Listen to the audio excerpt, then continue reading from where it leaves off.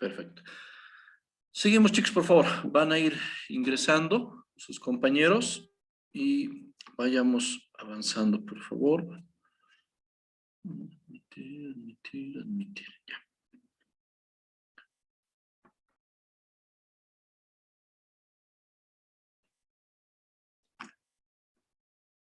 Ya. Entonces estábamos acá, por favor, con los objetivos de trabajo y con los modelos de trabajo que deberíamos ver. Ahora sí. Pero para que un líder pueda también desarrollar el aspecto de su trabajo, primero tiene que plantear cambios, la visión, captar las deficiencias y las necesidades.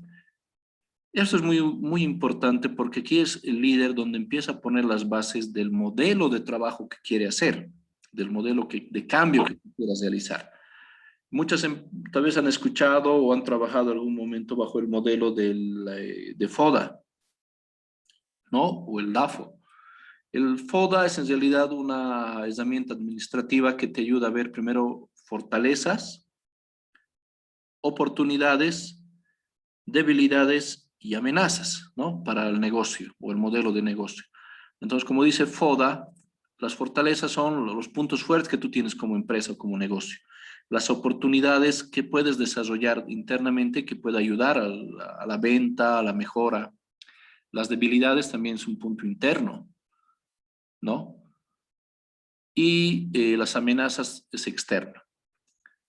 Leyes que salen, la pandemia, cosas que la empresa no puede dominar, ¿no? No está en sus manos corregir. Entonces, por ejemplo, este modelo FODA se puede desarrollar en equipos de trabajo pequeños. Por eso es que acá dice que hay que plantear cambios de acuerdo a las deficiencias. ¿Cómo vas a evaluar aquello, no? Por eso es que en recursos humanos hacemos el clima laboral, hacemos la evaluación de desempeño. Tenemos files en donde tienes memorándums o de felicitación o de llamadas de atención. Entonces, ahí es donde el colaborador va a poder marcar realmente cómo es el desarrollo de su trabajo, siendo netamente objetivo. Segundamente, tiene que comunicar y que promueve el diálogo. Tienes que tener una pauta, pero saber manejarlo con lo voy a decir, con un punto muy claro que es de autorreconocimiento. Muchos líderes se equivocan al querer manejar un liderazgo paternal, de amistad, lo voy a decir, en los que se involucran con las personas y pierden el objetivo del trabajo y del cargo que están haciendo. O sea, tienes que llevarte bien, evidentemente, pero saber manejar el criterio de que tú eres el líder de área y tienes la responsabilidad. Hay que inspirar confianza, obviamente se gana la admiración de los colaboradores. Esto en base, sobre todo, aunque no me crean, ha funcionado mucho cuando, como les digo, muestras que el trabajo que pides lo haces. Se genera confianza cuando tú empiezas a contar algo personal que tenga que ver con algún problema de la persona. Entonces lo orientas, le ayudas, lo aconsejas. Ahí es donde se genera un mejor lazo, evidentemente. En el trabajo, chicos, van a encontrar gente que te va a decir que tienen problemas con su pareja, que no les alcanza el dinero, que a un familiar le pasó algo grave, etcétera, etcétera. Entonces hay que orientar, ayudar y todo aquello. Y si les puedo aconsejar, obviamente nunca, si van a ser jefes de un área, no presten dinero ni vayan a beber con la gente, porque ahí es donde se corta bastante la relación o el lugar que uno tiene como líder. Se confunde fácilmente esas cosas. Y finalmente deberías lograr que los demás confíen en sí mismos, no en ti para dar órdenes, no en sí mismos y las competencias o las habilidades o las destrezas que ellos tienen, potenciarlas, ¿no? Para que la empresa alcance el objetivo que quieres. Entonces, Cristian, disculpe. sí. Me dice una compañera que está esperando en sala. Ah, ya. Un minutito. Ya.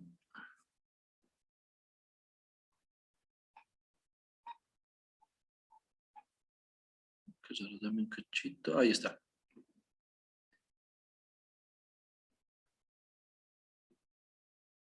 Ya. Muy bien. Ahora ya estamos.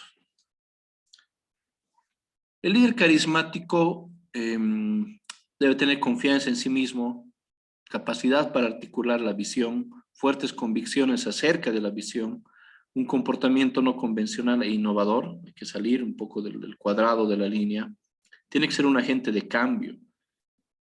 Desde la vestimenta, el modo de actuar, el modo de expresarte, tienes que generar esa confianza con las personas, ¿no? Para que cambien a bien, lo vamos a decir, o a necesidad, honestamente, lo que la empresa requiere. Tienen que ser sensibles en el ambiente, como les decía, y a los cambios del resto de las personas. Sobre la madurez del grupo y sus motivaciones, la madurez depende de algunas cosas. Uno, percepción de los miembros que se tienen entre ellos y con el líder, una motivación compatible, ¿no? Tienes que, como les decía, generar que las personas vean que el objetivo de la empresa es también parte suyo, porque es parte de su trabajo. Metas en común, equipos muy bien desarrollados o bien estructurados, donde no importa quién dé la orden, sino que se cumple el objetivo. Una organización y estructura donde pueda ser más flexible, ¿no? No con castigos, no con sesiones, ni nada de aquello.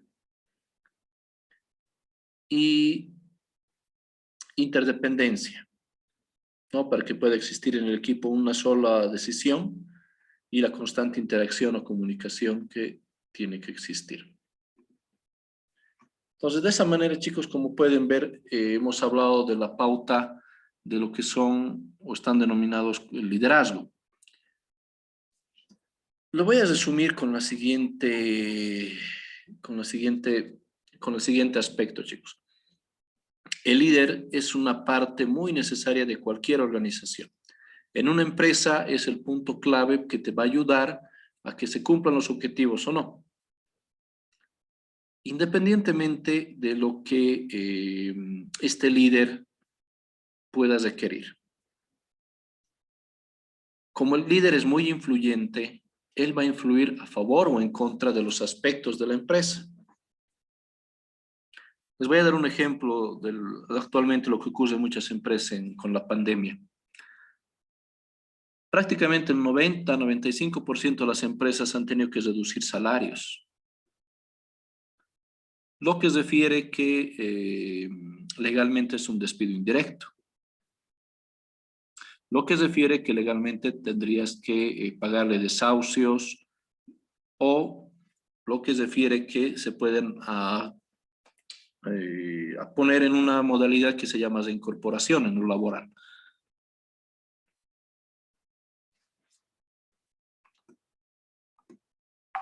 La empresa, como les digo, requiere de que el líder pueda gestionar todos estos aspectos. Entonces son muy necesarios, aunque no me crean.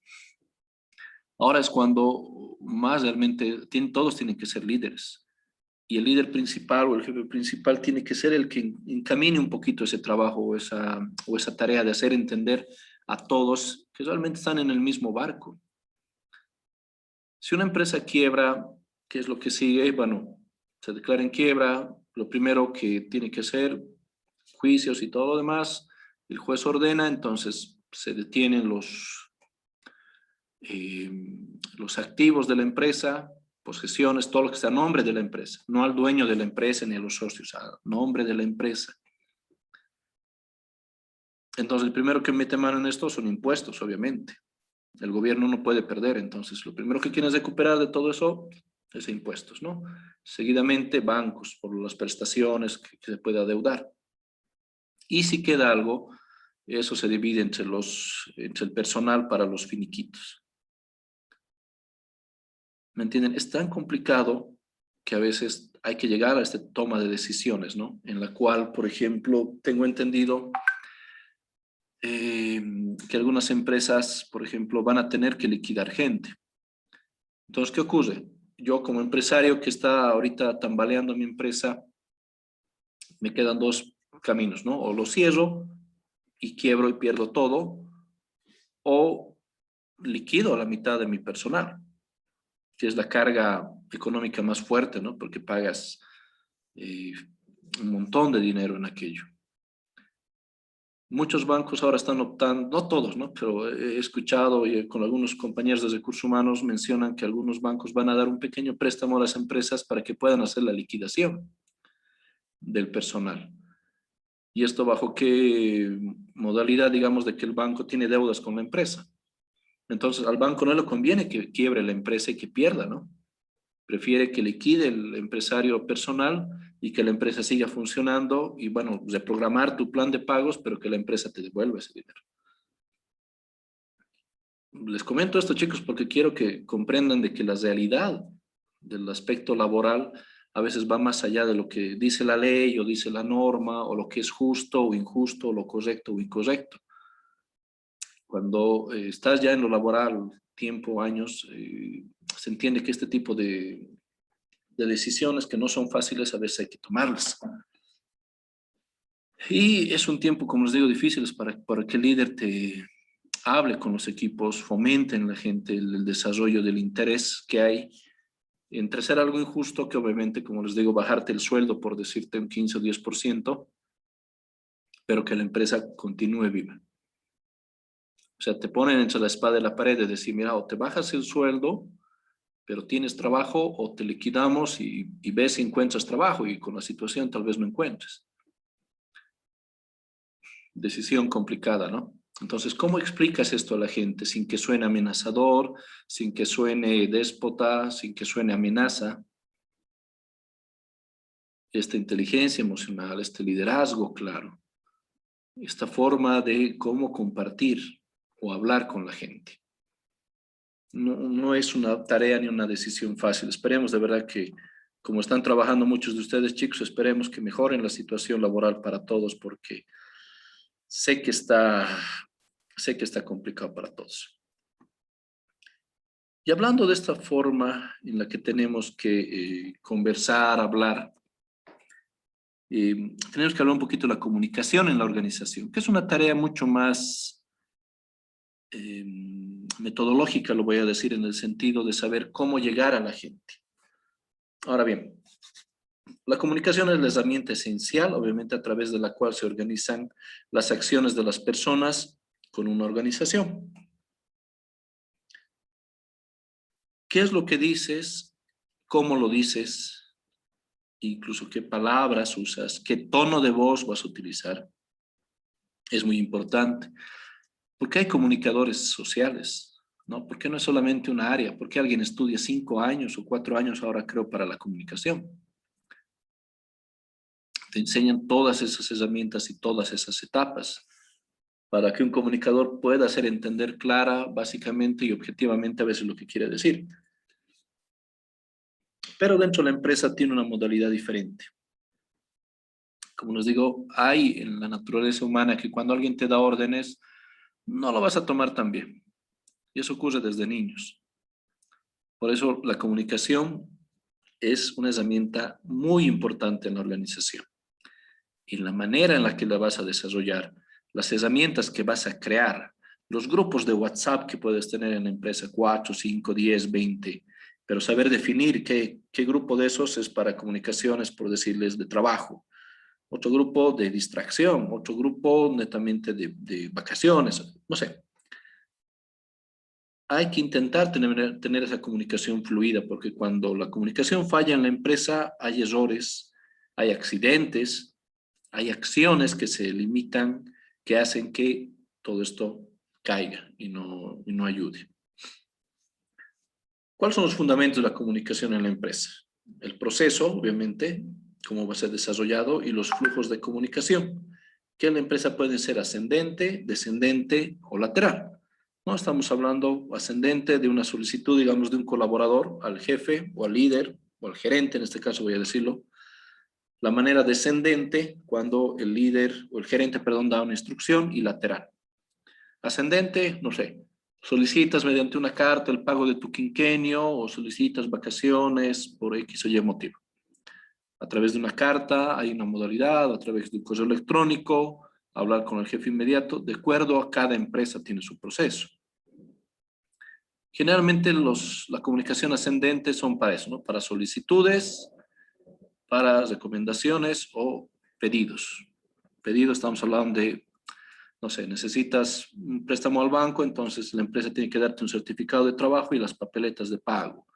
Tiene que mandar una carta a tu seguro social, etcétera. Son más solicitudes las ascendentes. No hay una comunicación de choque, obviamente. Cuando es una comunicación descendente desde gerencia o jefes hacia los mandos operativos y medios, generalmente son instrucciones, ¿no?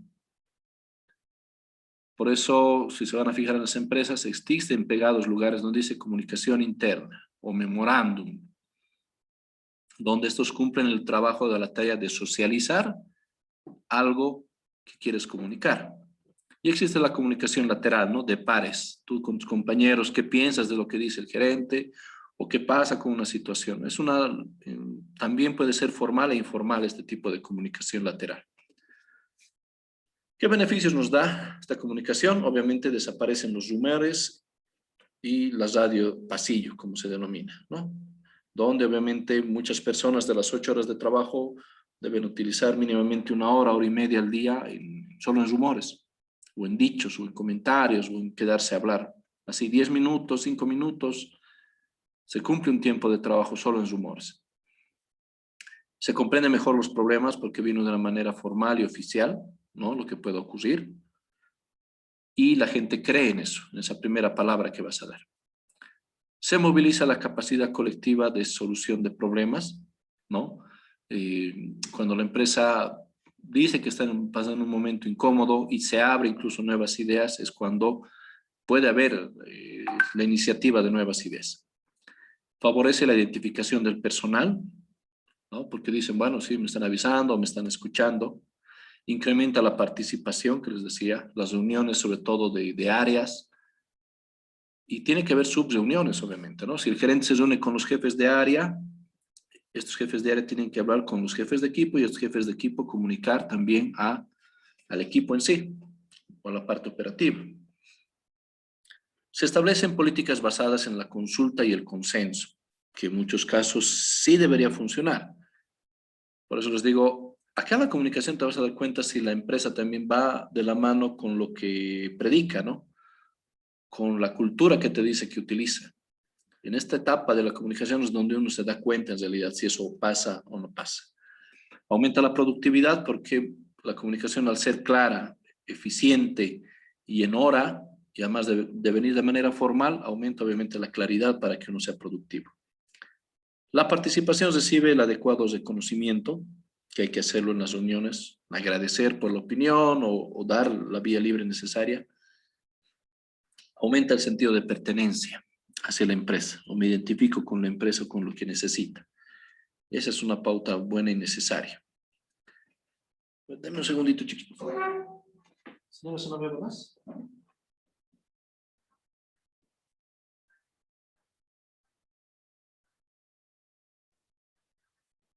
No sé. Dígame.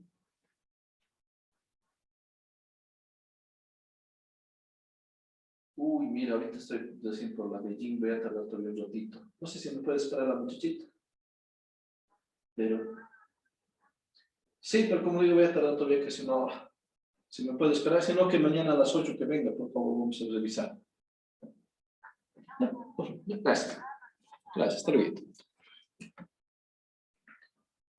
Perdón, chicos. A ver, las barreras de la comunicación que existen y que obviamente están en cualquier línea, entre jefes, entre gerentes, entre pares, sobre todo existen muchas barreras que limitan una comunicación clara y muchas veces, a veces la actitud simplemente que hace que existan este tipo de situaciones. La clasificación, barreras en la emisión, ¿no? Existen barreras en la emisión, perdón, en el emisor, en cómo puedes manejar, cómo vas a poder trabajar o cómo vas a poder desarrollar. El emisor, yo sé, siendo el gerente o alguna especie de acción de trabajo, muchas veces limito lo que quiero decir o lo digo de mala manera o muy, como les digo, de una manera como orden. Hay barreras en la transmisión, ¿no? De cómo vas a llegar, obviamente, a aquellos. Sí existe este problema de la tecnología, las reuniones, o sea, cómo vas a hacer llegar el mensaje.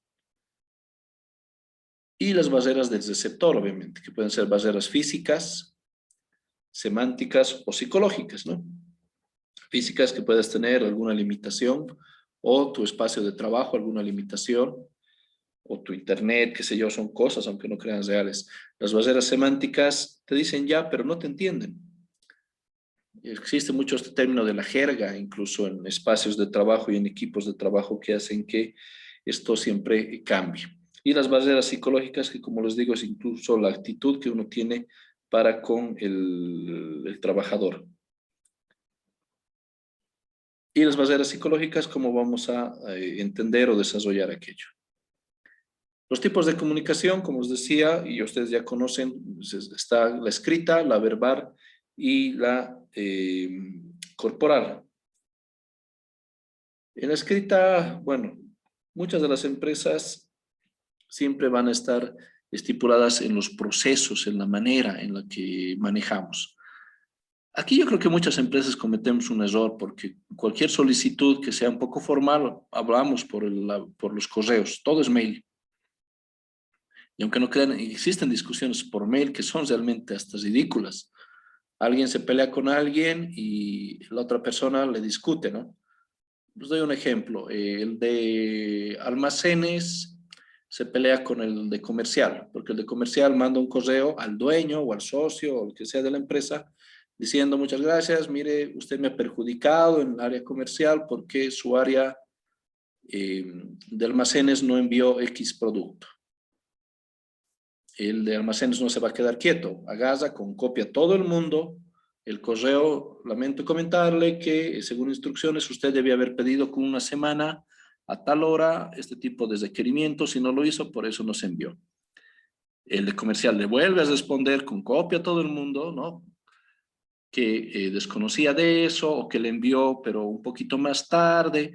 ¿Me entienden? O sea, es un problema este tipo de comunicación donde existe esto en las organizaciones. Y lamentablemente no... ¿Por qué actuamos así? Porque tenemos algún problema hasta personal o limitamos el mismo. No, no podemos hablar ahí de manera verbal, llamar a la persona que ha pasado, mira, me has complicado esto, pero no, estalla a veces cuando uno siente que está afectando su trabajo, está afectando su rendimiento, hasta su reputación. Por ello, esta comunicación escrita es tosca, no muy clara y obviamente, como les digo, no ayuda y genera a veces este tipo de problemas grandes. La comunicación verbal obviamente es la más correcta, la más adecuada, pero que también conlleva otro tipo de problemas, ¿no? Porque no todos saben manejar una discusión o una diferencia de opiniones. Y mucho peor si consideran que han tenido así algunos antecedentes de choque. Y esto ocurre en todos los rangos y en todas las funciones y en todos los aspectos del trabajo.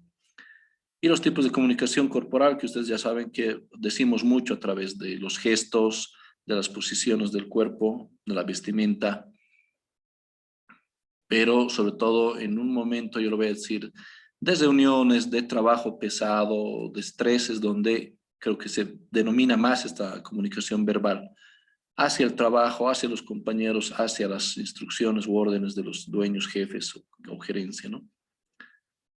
Pero están enmarcadas. Los mecanismos de comunicación son a través de las palabras, de las imágenes, de las acciones, los gestos y hasta los contextos con los que estamos acostumbrados o estamos desarrollados, ¿no?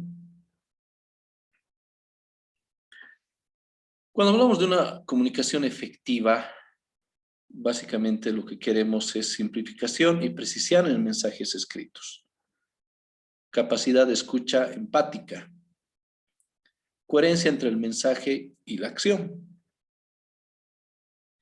Y esto de la comunicación obviamente va mucho más allá de la empresa, ¿no? Si pueden investigar en internet, recuerdo que había un libro para la terapia de parejas muy interesante, que el libro se llamaba ¿Qué hacer si mi media naranja es pera? O algo así, antiguo, pero que te hablaba sobre esto, como les digo, de la comunicación en la pareja. Y había una parte que ayudaba a la terapia de relaciones de pareja, porque la queja similar, lo voy a decir, era que el esposo no escuchaba mucho a la esposa, o no le daba mucha atención, o se olvidaba lo que decía y todo. Y en este libro hablaba de una parte del desarrollo del cerebro, ¿no? Muy interesante, que decía que obviamente los hombres y mujeres obviamente son diferentes, pero no por un aspecto social, sino por el desarrollo del cerebro.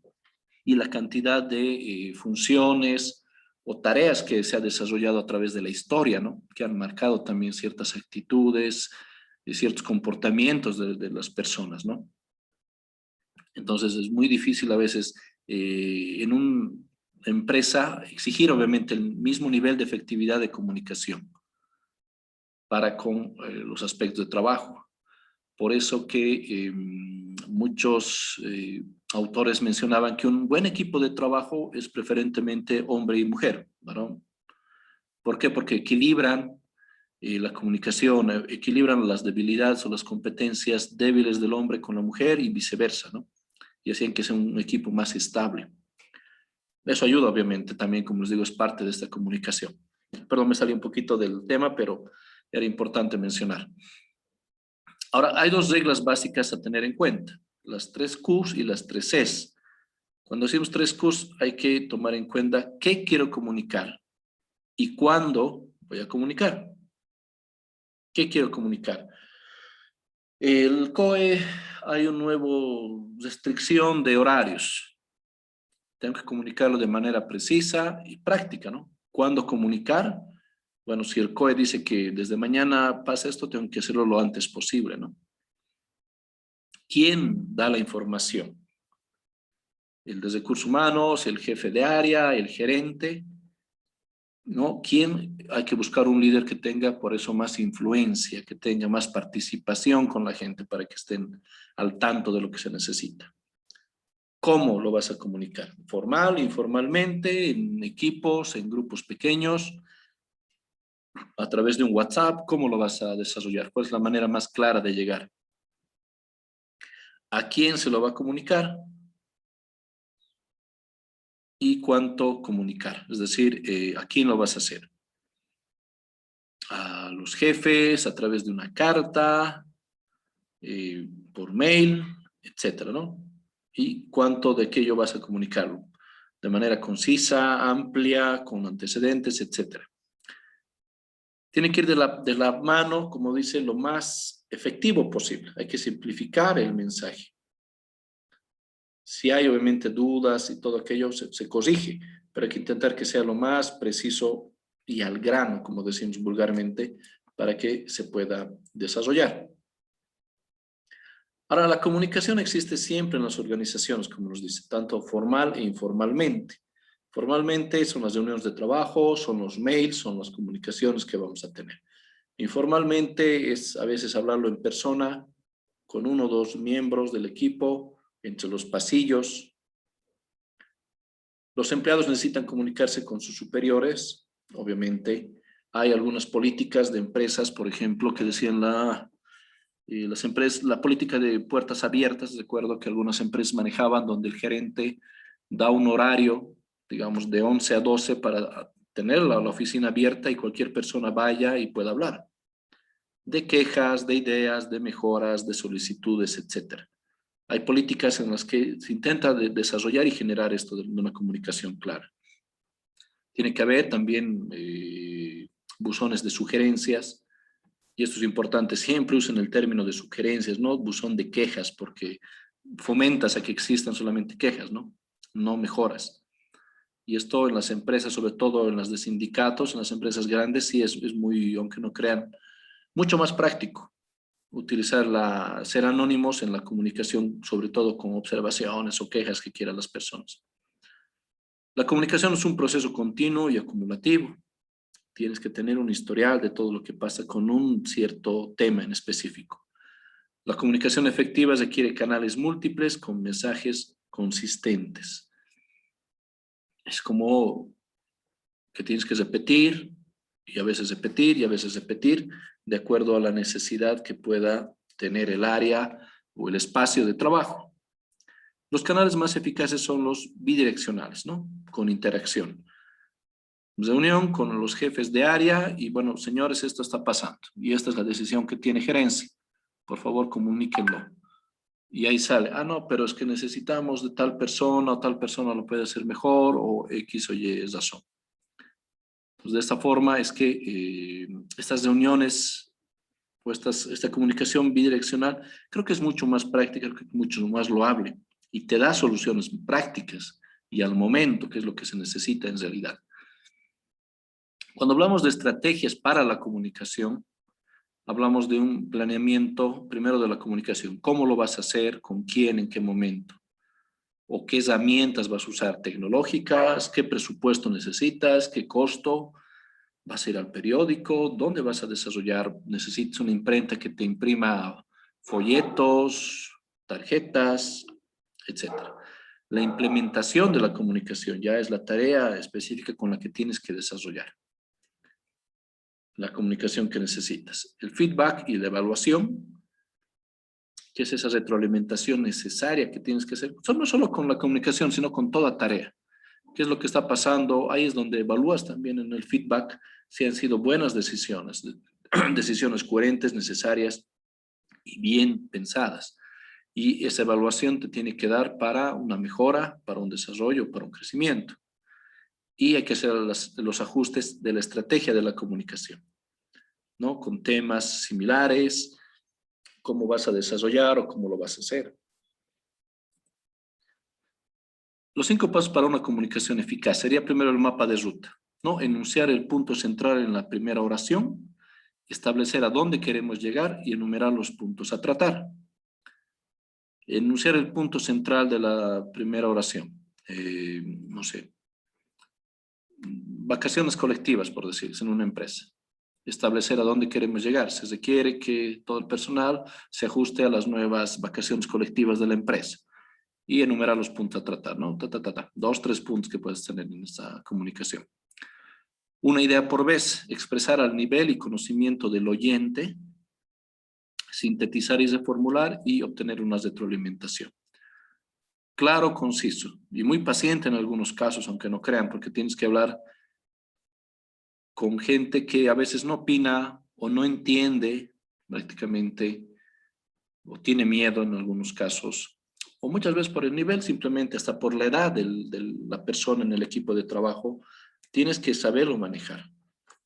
Por eso hay que hablar uno por uno. Si vas a hacer una comunicación larga o tareas largas, aunque no crean, hay que hablar y hablar, porque hay ese error en la cual la gente no entiende bien. Y cuando den una instrucción en algún momento ustedes, hay que usarlo. A ver, repetime o qué vas a hacer con la tarea que te he encomendado. O sea, buscar una manera de que exista esa retroalimentación para el cumplimiento del objetivo. Eso creo que es una buena herramienta para que veas que la gente ha entendido, pero también que te va a dar una solución de tareas.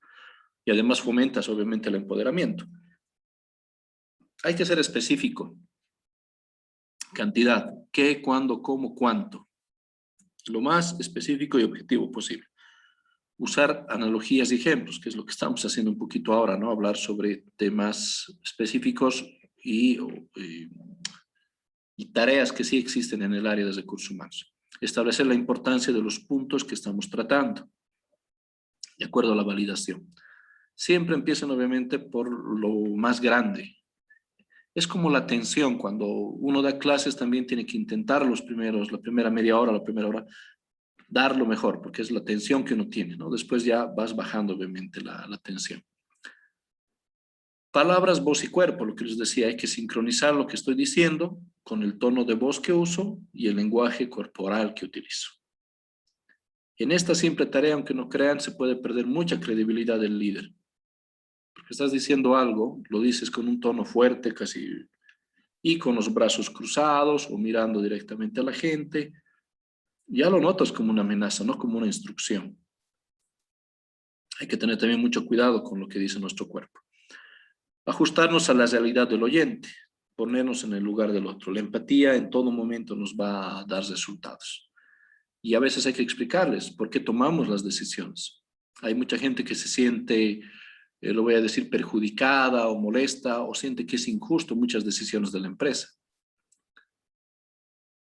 Y hay que explicarles con calma.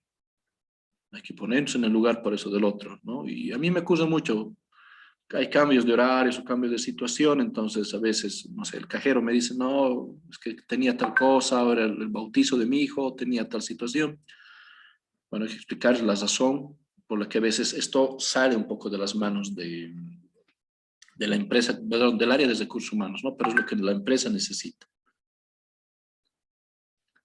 Para generar una comunicación eficaz, hay que hacer 5 pasos. Controlar lo que realmente nos están diciendo, lo que expresamos, los gestos. Si existe información por otra vía, no, tú hablas una cosa y por WhatsApp están diciendo otra cosa. Si existen antecedentes de este tipo de trabajo, si hay señales emocionales o de cansancio. No manejarse con suposiciones, ¿no? Simplemente preguntar. Cometemos ese error, es que pasó tal cosa y tal persona hizo esto. Y vamos contra la persona, ¿y por qué has hecho esto? Y nunca lo hemos consultado. Ya estamos a veces maltratando a la gente, poniendo en evidencia incluso nuestra limitación de no saber preguntar, investigar o averiguar. Por eso es objetividad del trabajo de recursos humanos.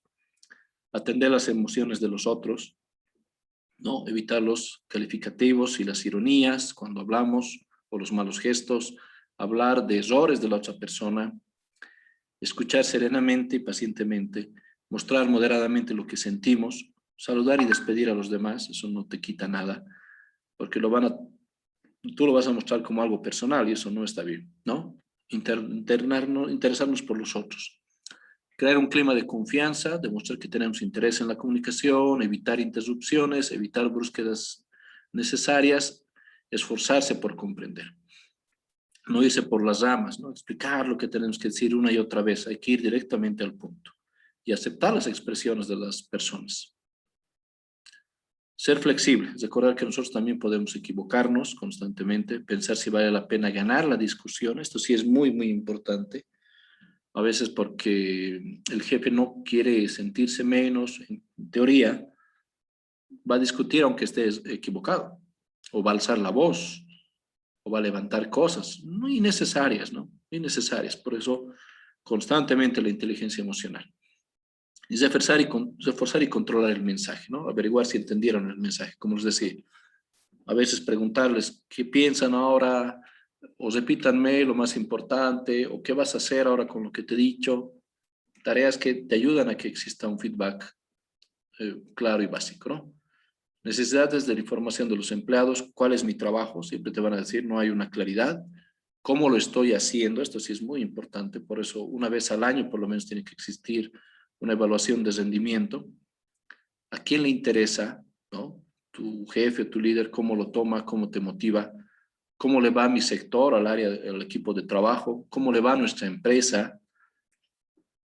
Yo recuerdo que cuando entré a una empresa hicimos un pequeño periódico interno donde tuvo buena expectativa porque la gente trabaja y no sabe los objetivos de la empresa.